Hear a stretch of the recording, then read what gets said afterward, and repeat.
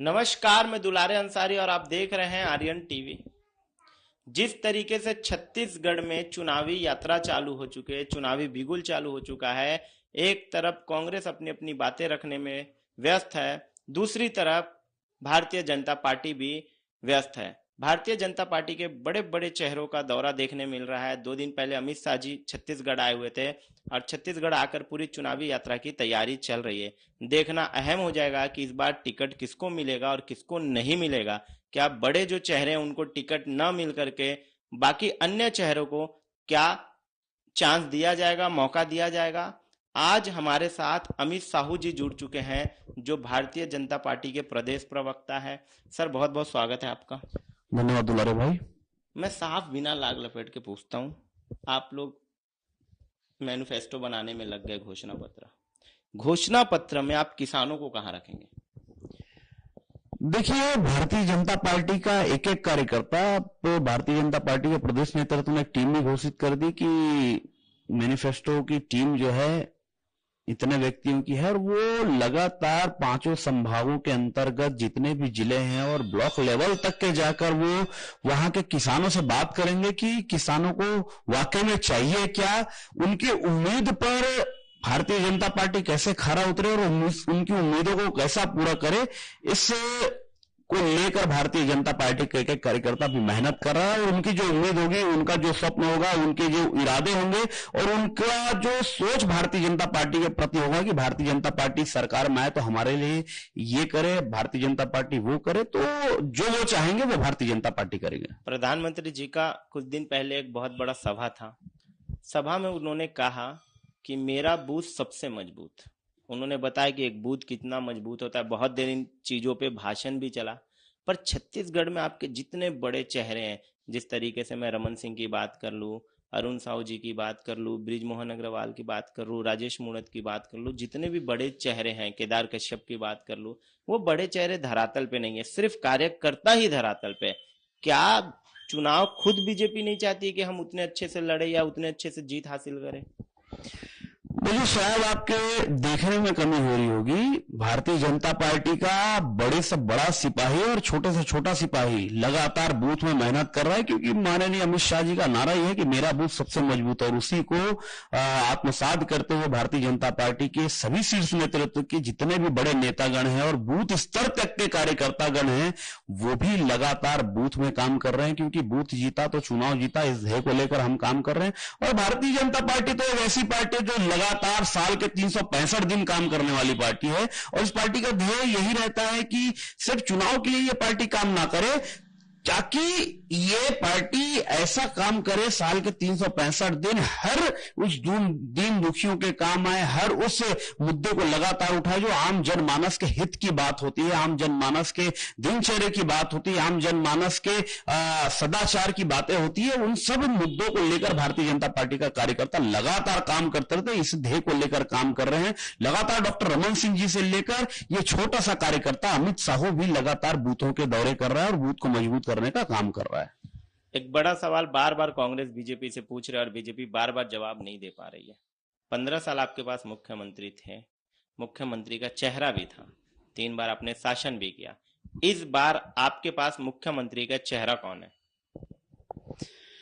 मेरा उन तमाम कांग्रेसियों को सिर्फ एक ही जवाब है कि ये बार बार पूछते मुख्यमंत्री का चेहरा, तो मेरा तो सबसे पहले उनसे ये सवाल है कि क्या अब मुख्यमंत्री भूपेश बघेल का चेहरा इतना दागदार हो गया है कि उनका डिमोशन करके टीएस सिंहदेव को मुख्यमंत्री बनाना, उनसे वित्त विभाग छीन लेना, टीएस सिंहदेव को मैनेजमेंट करने की दृष्टि से उसको उप मुख्यमंत्री दिया, तो सीधा सीधा ये समझ में आ रहा है कि मुख्यमंत्री भूपेश बघेल का कद घटा के कांग्रेस ने, क्योंकि उनका चेहरा इतना दागदार हो चुका है, 4.5 वर्षों में इतने काले कारनामे उन्होंने कर दिए हैं, क्योंकि अब उसके चेहरे पे इनका आना मुश्किल है। इसलिए कांग्रेस पार्टी ने भी उनका जो है डिमोशन करते हुए उनका कद गिरा दिया, एक उप मुख्यमंत्री पद के रूप में टीएस सिंहदेव जी को बैठा दिया। और उनको दूसरा जवाब मेरा यह है कि भारतीय जनता पार्टी का एक छोटा सा छोटा कार्यकर्ता भी मुख्यमंत्री का चेहरा होता है, ये कान खोलकर सुन ले सभी के सभी कांग्रेसी। क्या बीजेपी सरकारी एजेंसियों का दुरुपयोग कर रही है? क्योंकि जिस तरीके से आप कोयला घोटाले का आरोप लगाते हैं, जिस तरीके से आप शराब घोटाले का आरोप लगाते हैं, जिस तरीके से आप गौठान की बात करते हैं, अब तो और दो नए आपने जोड़ दिया है, व्यापम और पीएससी जोड़ दिया। तो क्या भारतीय जनता पार्टी सिर्फ आरोप लगाने में व्यस्त है? पहला सवाल मेरा। और दूसरा सवाल इसी से आसपास है कि क्या बीजेपी हमेशा सरकारी एजेंसियों का दुरुपयोग करती है? क्योंकि जिस राज्य में चुनाव नजदीक आते हैं वहां पर बहुत एग्रेसिव हो जाती है, ईडी बोल लीजिए या फिर सीबीआई बोल लीजिए। ये पूरे विपक्षी दलों का कहना है। आप अरविंद केजरीवाल को पकड़ लीजिए, आप भूपेश बघेल को, आपने हेमंत सोरेन पे भी कार्रवाई करने की कोशिश की, आपने शुभेंदु अधिकारी पे भी कोलकाता में कार्रवाई करने की कोशिश की, पर जब ये बीजेपी में आ जाते हैं तो कांग्रेस का कहना है, इनका कहना है कि ये सफेद हो जाते, जब तक बाहर है ये काले थे, जैसे बीजेपी में आते सफेद हो जाते। तो एकदम आज अमित शाह जी, मैं एकदम साफ स्पष्ट तौर पे जानना चाहूंगा कि क्या बीजेपी सरकारी एजेंसियों का लगातार दुरुपयोग कर रही है? देखिए, पूरे छत्तीसगढ़ का एक एक जनमानस, एक एक बच्चा बच्चा जानता है कि इस छत्तीसगढ़ में काले करतूत वाली काली सरकार, जिसका नाम है भूपेश बघेल की कांग्रेस की सरकार। अब जब ये इनके हाथ घोटाले करते करते काले हो गए, इनके चेहरे कोयले के रंग जैसे काले हो गए, तब ये अपने बचाव करते हुए ये सीधा सीधा आरोप लगा रहे हैं कि भारतीय जनता पार्टी सरकार बनती है तो हमारे परिवार का भला होगा, कांग्रेस की सरकार बनती है तो शराब बंदी होगी, हमारा परिवार सुरक्षित होगा। अरे उन गरीबों ने तो एक आस और एक उम्मीद से इस सरकार को वोट दिया था कि हमारे पास तो पक्का मकान नहीं है, ये कांग्रेस सरकार पक्का मकान देगी। अरे उन गरीबों ने तो ये उम्मीद करके वोट दिया था इस कांग्रेसी सरकार को कि हम जिस जमीन पर रहते हैं उस जमीन के पट्टे को इस सरकार देगी। मगर आज 4.5 साल बीत चुके हैं, 5वां साल होने वाला इस सरकार को। इस सरकार ने क्या दिया? शराबबंदी नहीं की, महिलाओं को धोखा दिया, घर घर शराब पहुंचाया, गरीबों को पट्टा नहीं दिया, बल्कि पूरे छत्तीसगढ़ प्रदेश के युवाओं सहित अन्य जनमानस को महादेव का सट्टा दिया इस सरकार ने। इस सरकार से और क्या उम्मीद कर सकते हो? इस सरकार पे अब भरोसा नहीं रहा छत्तीसगढ़ के जनमानस का। निसंदेह ये सरकार आने वाले 4 महीने बाद जाने वाली है, भारतीय जनता पार्टी की सरकार आने वाली है। देखिए, आपने कहा कि इन्होंने सट्टा दे दिया, ये नहीं दिया। जब मैंने उनसे बात की, जब कांग्रेस से ये पूछना चाहा कि आपने शराब बंदी क्यों नहीं की, तो वो बोले लोग पीना बंद कर देंगे तो दुकानें खुद बंद हो जाएगी। पहला सवाल मेरा आपसे कि क्या लोग पीना बंद करेंगे तब शराब बंद होगी? दूसरा, क्या बीजेपी की सरकार बनेगी तो बीजेपी शराब सीधा बंद कर देगी, या बीजेपी शराब के बारे में कुछ नहीं कहना चाहती है? देखिए, भारतीय जनता पार्टी की जब सरकार थी तो भारतीय जनता पार्टी ने शराबबंदी की ओर कदम उठा भी दिए थे। 2000 से कम जनसंख्या वाले क्षेत्र में शराब की दुकानें बंद कर दी थी। उसके बाद धीरे धीरे 4000 की जनसंख्या वाले क्षेत्र में बंद करना चालू किया। लगातार भारतीय जनता पार्टी उस पहल की ओर कदम बढ़ा ही रही थी, मगर ये कांग्रेस के झूठे मक्कार वादे जो झूठे दिए थे छत्तीसगढ़ वासियों को, उस वजह से हमारी सरकार 2018 में गिर गई। नहीं तो आज तक तो शराब की बंदी इस छत्तीसगढ़ में हो जाती।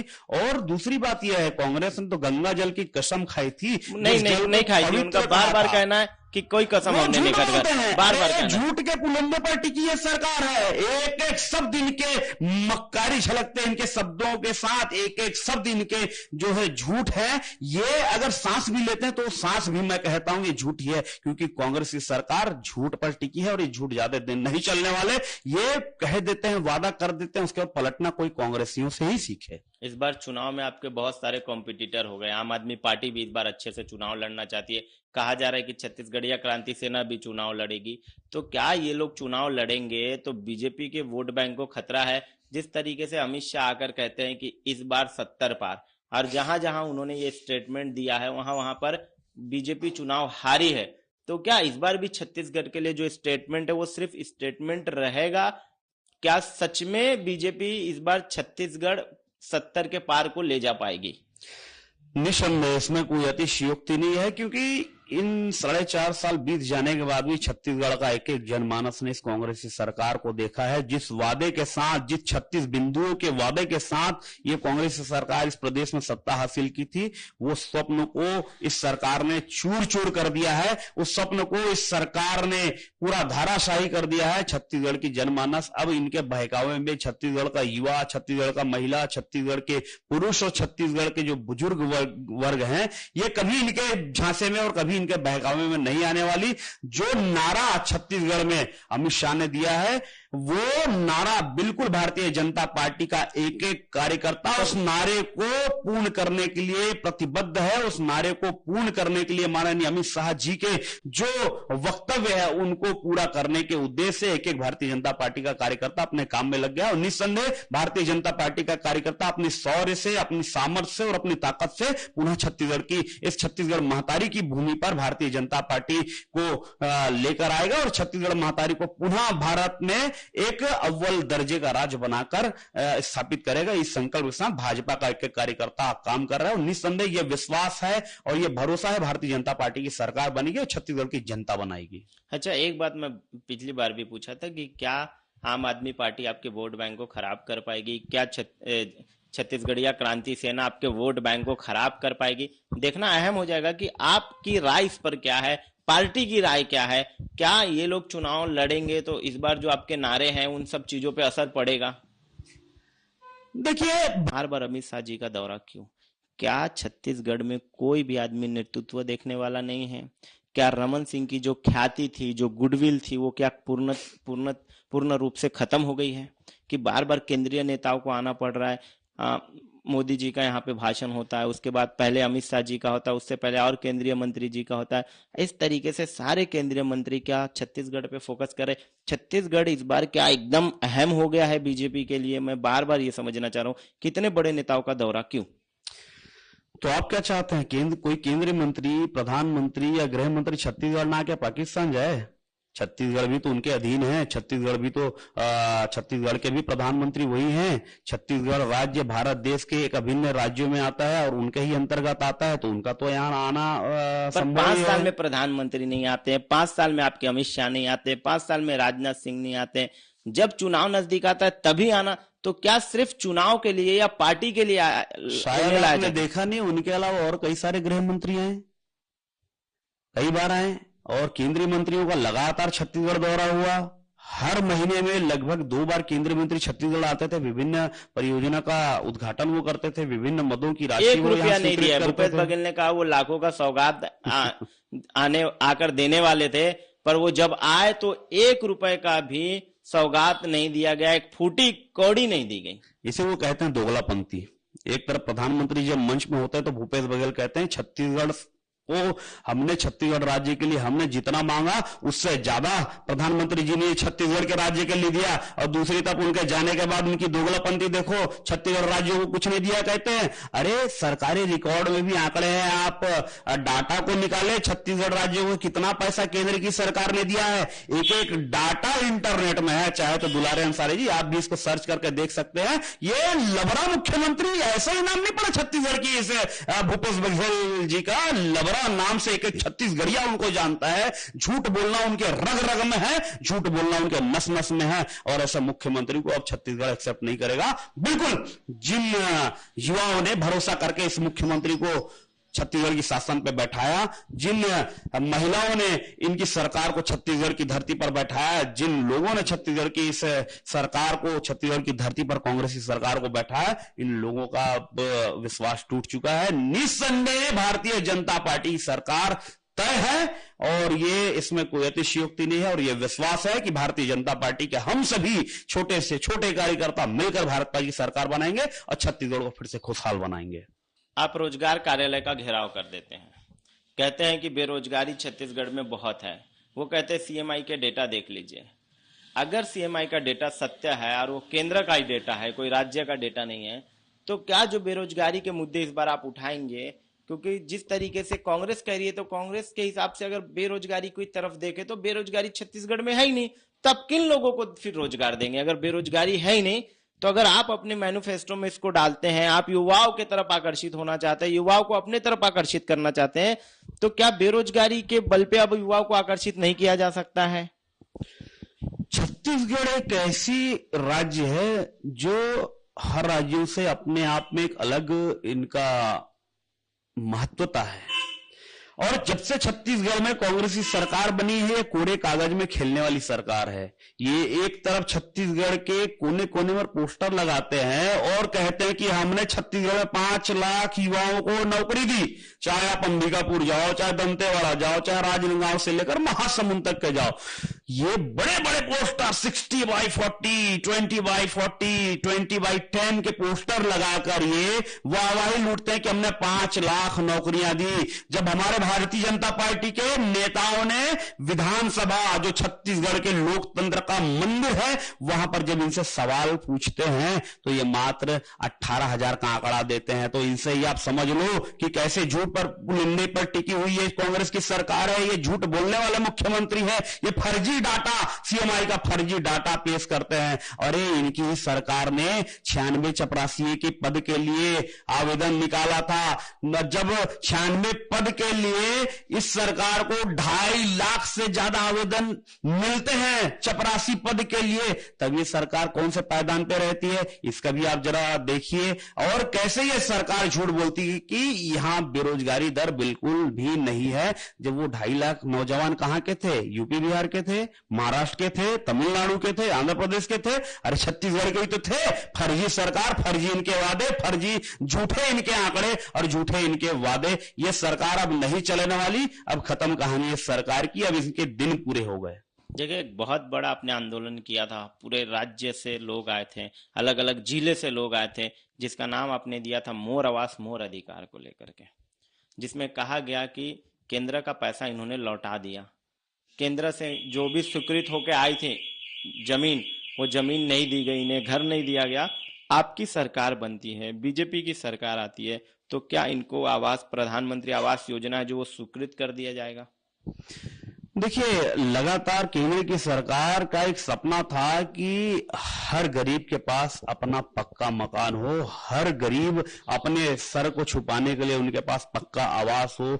जो छानी में रहने वाले वो गरीब है, जो झोपड़ी में रहने वाले वो गरीब है, उनकी पीड़ा माननीय नरेंद्र मोदी जी समझते हैं और वो पूरे देश के प्रधानमंत्री हैं और उस देश के अंतर्गत छत्तीसगढ़ भी आता है। हर राज्यों का एक अलग अलग क्लॉस होता है कि 60-40 का, 70-30 का या 65-35 का ये रेशियो होता है कि राज्यांश इतना लगना है और केंद्रांश इतना लगना है। मगर ये सरकार जो है छत्तीसगढ़ की राज्यांश को देने में भी असमर्थ है। ये छत्तीसगढ़ की सरकार नहीं चाहती कि गरीबों का सपना पूरा हो, गरीब को पक्का मकान मिले। ये सरकार की नियति नहीं है छत्तीसगढ़ के विकास में अपना योगदान लगाने के लिए। आज 5 साल पूरे होने जा रहे हैं सरकार को, एक नया काम छत्तीसगढ़ में नहीं किया इन्होंने, एक नया ईंटा छत्तीसगढ़ की इस धरती के लिए नहीं जोड़ा इस सरकार ने। और निसंदेह भारतीय जनता पार्टी की सरकार आती है तो सभी गरीबों को पक्का आवास, पक्का मकान मिलेगा, हर गरीब का सपना पूरा करेगी। वो है सिर्फ और सिर्फ एक पार्टी, वो है भारतीय जनता पार्टी। क्या अमित शाह चुनाव लड़ेंगे? देखिए, भारतीय जनता पार्टी का एक छोटा सा कार्यकर्ता होने के नाते और भारतीय जनता पार्टी का जो आदेश होगा उसको पालन करने के नाते ये छोटा सा कार्यकर्ता, अगर भारतीय जनता पार्टी चाहेगी कि अमित शाह चुनाव लड़े तो बिल्कुल उसके लिए भी ये अमित शाह तैयार है। भारतीय जनता पार्टी के एक एक आदेश का पालन करने के लिए छोटा सा कार्यकर्ता तैयार है। कांग्रेस का कहना है कि गोधन न्याय योजना हमने लाया। गोधन न्याय योजना में ये 15 साल की सरकार चलाए, तब इन्होंने गाय माता की तरफ अब अपना कदम नहीं बढ़ाया। ये कदम हमने बढ़ाया, गोबर हमने खरीदा, गोबर हमने बेचा, हमने गौठाने बनाई, हमने सारी चीजें की, हमने छत्तीसगढ़ियावाद को आके लेके गए, हमने भौरा नचाया, हमने छत्तीसगढ़िया कल्चर को आके लेके गए। अगर इतने ये संवेदनशील सरकार चला रहे थे तब ये कहां थे जब छत्तीसगढ़ियावाद की बात होती थी? ये कहां थे जब माता गाय की बात होती थी? इन्होंने नया नारा दिया, गढ़वो नया छत्तीसगढ़ी, आपने क्यों नारा नहीं दिया? वो कहते हैं कि डेवलपमेंट अगर हुआ है तो कहीं हुआ। आप अगर होर्डिंग को गौर से देखें, अमित शाह जी तो लिखा है भूपेश है तो भरोसा है। क्या टैगलाइन भी अब बताएगा कि कितना भरोसा सही है और कितना भरोसा गलत है? जरा कांग्रेसी ये बताए कि छत्तीसगढ़ का निर्माण किसने किया? जरा वो भी कांग्रेसी ये बताए कि छत्तीसगढ़ का विकास किसने किया? और वो भी कांग्रेसी बताएं कि छत्तीसगढ़ को आज अव्वल राज्य का दर्जा किसने बनाया? 6,000 करोड़ के बजट से 96,000 करोड़ का बजट किसने किया? फिर आपने कौशल्या माता का मंदिर क्यों नहीं बनाया? कौशल्या माता का मंदिर जीर्णोद्धार किसके आंसर से हो रहा है, जरा उसको भी पता करिए। आपको दूध का दूध पानी का पानी हो जाएगा। कौन से मत से हो रहा है उसको आप पता करिए, दूध का दूध पानी का पानी हो जाएगा। ये बात करते हैं छत्तीसगढ़ियावाद की, ये बात करते हैं भावरा चलाना का छत्तीसगढ़ी संस्कृति है, पूरा देश गोधन न्याय भावरा योजना चलाता है। गोधन न्याय योजना के अंतर्गत आप 1 ग्राम की योजना को बता दो, 1 ग्राम को, कौन से ग्राम को आदर्श ग्राम बनाया इन्होंने ये बता दो। आज आप अचानक निरीक्षण भी करने चले जाए आपके इस कैमरे के साथ, आपको खुद दूध का दूध पानी का पानी हो जाएगा कि आज गौठानों की स्थिति क्या है। आज सड़क पर निकल जाओ आप, सड़क पर इनका रोका छोका अभियान कहां गया, सड़क पर मवेशी ऐसे ही फिर रहे हैं। ये बात करते हैं, सिर्फ दिखावा करते हैं। 2 रेप्लिका इन्होंने बना के रखी गौठान को, उसी को दिखाते हैं। आप अचानक किसी गौठान का निरीक्षण करने चले जाए, आपको वास्तु स्थिति अपने आंखों से देखने को मिल जाएगा। वहां पर गायों की स्थिति क्या है और कौन सी स्थिति में ये, अगर मैं कहूं ना, छत्तीसगढ़ में अगर सबसे बड़ा घोटाला अगर कोई हुआ है वो गोबर घोटाला। बिहार के लालू प्रसाद यादव के चारा घोटाला से बड़ा इनका गोबर का घोटाला, बड़ा आरोप लगा रहे हैं अमित शाह जी आप। ये आरोप जो है वो बड़ा आरोप है। बड़ा गोबर का घोटाला छत्तीसगढ़ की सरकार ने किया है। ये छत्तीसगढ़ की सरकार को छत्तीसगढ़ की जनता छोड़ेगी नहीं। ये एक कांग्रेसियों को मेरे ये भी जवाब है दुलारे अंसारी जी, ये भी सुन लीजिए। ये कहते हैं भूपेश है तो भरोसा है, मैं कहता हूं भूपेश है तो धोखा है, भूपेश है तो धोखा है और भूपेश है तो धोखा है। एकदम रेंडमली आखिरी सवाल पूछता हूँ, सबसे प्रिय मुख्यमंत्री कौन, भूपेश बघेल या अजीत जोगी? देखिए, छत्तीसगढ़ के विकास करने वाला छत्तीसगढ़ के जनमानस में एक एक प्रिय मुख्यमंत्री होगा। छत्तीसगढ़ को जिसने एक आपके दिल में कौन बैठता है, भूपेश बघेल या अजीत जोगी? मेरे दिल में तो सिर्फ भारतीय जनता पार्टी के मुख्यमंत्री डॉक्टर रमन सिंह जी बैठते हैं, जिन्होंने छत्तीसगढ़ को रचा है, जिन्होंने छत्तीसगढ़ को गढ़ा है और जिन्होंने छत्तीसगढ़ को पूरे भारत में अव्वल राज्य का दर्जा दिया है। वही मुख्यमंत्री छत्तीसगढ़ के एक एक जनता के हृदय में बसते हैं। आज भी अगर किसी को देखो, अगर तुलना करो तो मुख्यमंत्री के रूप में आज भी भूपेश बघेल जी नहीं, डॉक्टर रमन सिंह जी नजर आते हैं। वो छत्तीसगढ़ का जनमानस अपनी आंखों से देख रहा है, उसको स्वीकार रमन सिंह पे भी पनामा का चावल घोटाले का आरोप लगा है, अभिषेक सिंह पे खुद आरोप है। कांग्रेस की सरकार है, दम है तो जांच करवाए, दूध का दूध पानी का पानी हो जाएगा। सरकार इनकी, उनके बाद उसके बाद भी इनकी हिम्मत नहीं हो रही है। आरोप लगाने से ही नहीं होता कांग्रेसियों, जांच भी करवाओ। बहुत बहुत शुक्रिया अमित साहू जी हमारे साथ जुड़ने के लिए। ये देख रहे थे कि अमित साहू जी बेबाकी से अपने सारे सवालों के जवाब दे रहे थे। वो बता रहे कि किस तरीके से अगर छत्तीसगढ़ में बीजेपी की सरकार बनती है तो प्रधानमंत्री आवास योजना लाया जाएगा। छत्तीसगढ़ में अगर मुख्यमंत्री उनका होता है, उनकी सरकार बनती है तो बेरोजगारी की तरफ ध्यान आकर्षित किया जाएगा, गौठानों की तरफ ध्यान आकर्षित किया जाएगा, छत्तीसगढ़ीयवाद को और आगे लेकर जाया जाएगा। ये तमाम बड़ी बातें जो है वो अमित शाह जी अपने व्यक्तित्व में कह रहे थे, बता रहे थे कि किस तरीके से छत्तीसगढ़ को सबसे पहले उन्होंने छत्तीसगढ़ बनाने का काम किया, छत्तीसगढ़ को सबसे पहले आगे ले जाने का काम किया। ये पूरी तरीके से बीजेपी बता रही है कि अगर हम थे तो छत्तीसगढ़ था, अगर हम नहीं रहेंगे तो छत्तीसगढ़ भी नहीं रहेगा, क्योंकि छत्तीसगढ़ को अस्तित्व में लाने वाले हम हैं। तमाम बड़ी खबरों के लिए देखना न भूलिए आर्यन टीवी।